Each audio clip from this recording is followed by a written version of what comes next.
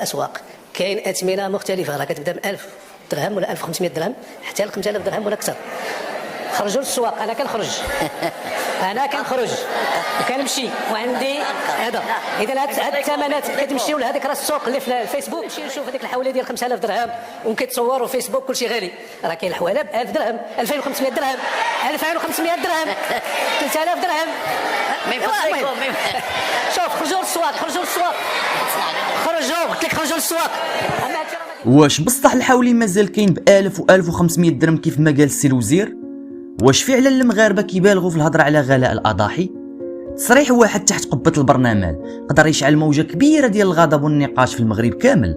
الوزير قال الاضاحي متوفره والغلا موجود غير في الفيسبوك.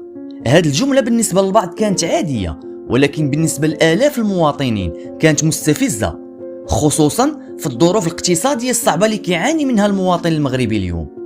ما بين الكلام الرسمي وما بين الواقع اللي كيشوفه المواطن في الاسواق كاين فرق كبير خلى الناس يتساءلوا شكون اللي عنده الصح.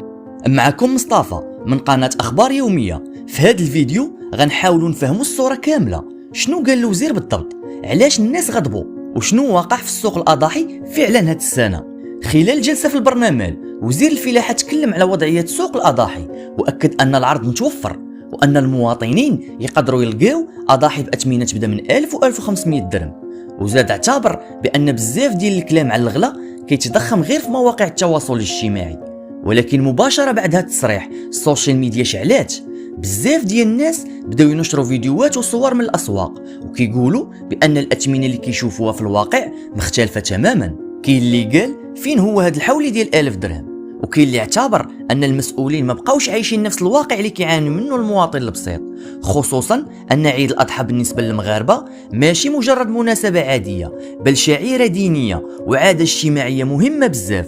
باش نكونوا موضوعيين خاصنا كذلك نفهموا علاش الاثمنه ارتفعت في الاصل.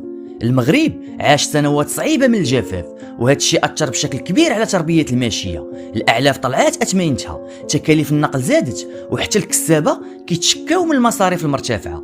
يعني حتى المربي الصغير ولا كيعاني باش يحافظ على النشاط ديالو. وفي نفس الوقت كاين سؤال مهم بزاف بدا كيتطرح عند المواطنين، اذا كانت الدوله فعلا دعمات الكسابه وساعدات قطاع الاغنام، علاش المواطن ما حسش بانخفاض واضح في ثمن الاضاحي؟ بزاف ديال الناس كيقولوا الا كان الدعم موجود خاص الاسعار تكون اقل من هذا الشيء اللي كاين دابا، ولكن الواقع اللي كيشوفوه في الاسواق مختلف، وهذا الشيء خلى النقاش يكبر اكثر حول فين مشى هذا الدعم، واش وصل تاثيره فعلا للمستهلك ولا لا. ولكن في المقابل المواطن كذلك دخل في مرحله صعيبه، القدره الشرائيه نقصات والمصاريف تزادت والمداخل عند بزاف ديال الاسر بقات نفسها. وهنا وقع الاصطدام، البائع كيشوف الثمن عادي مقارنه بالمصاريف ديالو، والمواطن كيشوف الثمن مرتفع مقارنه بالدخل ديالو. يعني المشكل الحقيقي يمكن ماشي فقط في الثمن، ولكن في ضعف القدره الشرائيه اللي ولات عند المواطن المغربي. الجمله اللي اثارت الجدل اكثر هي الغلا موجود غير في الفيسبوك. صحيح ان مواقع التواصل مرات كتضخم الامور وكاين محتوى هدفه غير اثاره الجدل وجلب المشاهدات، ولكن كذلك السوشيال ميديا ولات وسيله كيعبروا بها الناس على الواقع ديالهم اليومي. فاش كتشوف آلاف التعليقات والمنشورات كتهضر على نفس المعاناة، صعيب نقولوا كاملين غير كيبالغوا. اليوم المواطن كيقارن بين الثمن، الدخل والمصاريف اليومية، وهذه المقارنة هي اللي كتخلي الإحساس بالغلا يكبر. يعني القضية ماشي فقط أرقام، القضية إحساس عام بالضغط المعيشي، وهذا الشيء خلى بزاف ديال الأسر المغربية ولات اليوم كتعيش ضغط كبير مع المناسبات.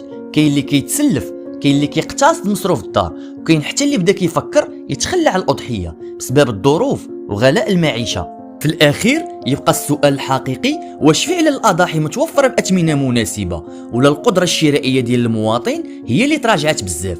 أكيد الآراء مختلفة، ولكن المؤكد هو أن المواطن المغربي اليوم كيعاني مع الغلا في عدة مجالات ماشي غير في الأضاحي. خليو آراءكم في التعاليق، النقاش راه مفتوح للجميع، وما تنساوش تتابعونا في القناة باش توصلوا ديما بالجديد.